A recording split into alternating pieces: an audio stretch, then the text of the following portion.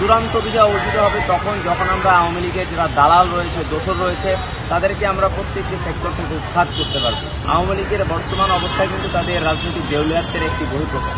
আওয়ামী লীগ নরপিশাচ, এই আওয়ামী লীগ বাংলাদেশের রাজনীতিতে তাদের বিচার না হওয়া পর্যন্ত তারা কখনোই কামব্যাক করতে পারবে না। এই ধরনের বক্তব্য বাংলাদেশের বর্তমান রাজনৈতিক প্রেক্ষাপটে বাস্তবতা বিরোধী।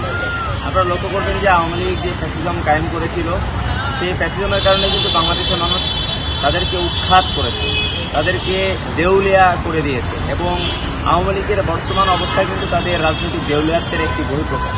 এবং বর্তমান আওয়ামী লীগের যে দেউলিয়াত্ব, সেটার জন্য আমাদের কাছে যেটা মনে হয় যে আওয়ামী লীগ বর্তমান তার জায়গা থেকে পারিপার্শ্বিকতার সাপেক্ষে তারা রেলিভেন্ট থাকার চেষ্টা করছে, কিন্তু এটি বাস্তবতা হলো আসলে এটাই যে আওয়ামী লীগ কখনই আসলে তার বিচার হওয়ার আগ পর্যন্ত বাংলাদেশের রাজনীতিতে আর সক্রিয় কোনো অবস্থান তারা নিতে পারবে না।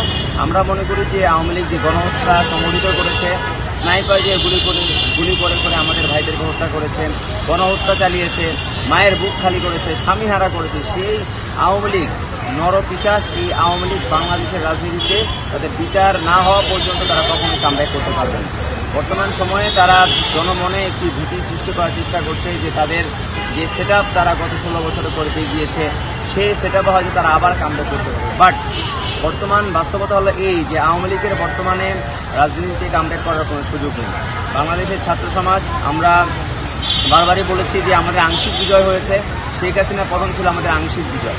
চূড়ান্ত বিজয় অর্জিত হবে তখন যখন আমরা আওয়ামী লীগের যারা দালাল রয়েছে, দোসর রয়েছে, তাদেরকে আমরা প্রত্যেকটি সেক্টর থেকে উৎখাত করতে পারবো। সেই পর্যন্ত কিন্তু আমাদের লড়াই চলমান এবং আমাদের লড়াই এখন পর্যন্ত চলছে। আমরা চাই যে তাদের বিচার নিশ্চিত করে বাংলাদেশে একটি নজির স্থাপন করতে, যে বাংলাদেশের রাজনীতিতে যারাই আওয়ামী লীগ হয়ে উঠতে চাইবে, যারা শেখ হাসিনা হয়ে উঠতে চাইবে, তাদের পরিণতি শেখ হাসিনার মতোই এরকম ফেরারি হয়ে শেখ হাসিনার মতো তারা ঘুরবে এবং আওয়ামী লীগের মতো এরকম দেউলিয়া হয়ে ঘুরবে। তাই আমরা জনগণের কাছে আমরা এই বার্তাটাই আমরা দিব যে আপনারা আওয়ামী লীগের এই ধরনের টোটকাতে আপনারা আতঙ্কিত হবেন না, ভীত হবেন না। তারা তাদের জায়গা থেকে যেগুলো করছে সেগুলো হচ্ছে তাদের দেউলিয়াত্বের একটি বহিঃপ্রকাশ। আচ্ছা, যদি উনি চলে আসে সেক্ষেত্রে ছাত্রদের অবস্থানটা আসলে কি থাকবে? যদি তিনি চলে আসেন সেই ক্ষেত্রে আমরা আমাদের জায়গা থেকে দাবির জায়গা রাখবো যে অন্যদেরকে যেভাবে বিচারের আওতায় এনে শাস্তি নিশ্চিত করার জন্য বিচার করা হচ্ছে, ঠিক একইভাবে শেখ হাসিনার এই গণহত্যাকারী খুনি শেখ হাসিনাকেও যেন ঠিক একইভাবে আইনের আওতায় এনে বিচার নিশ্চিত করা হয়।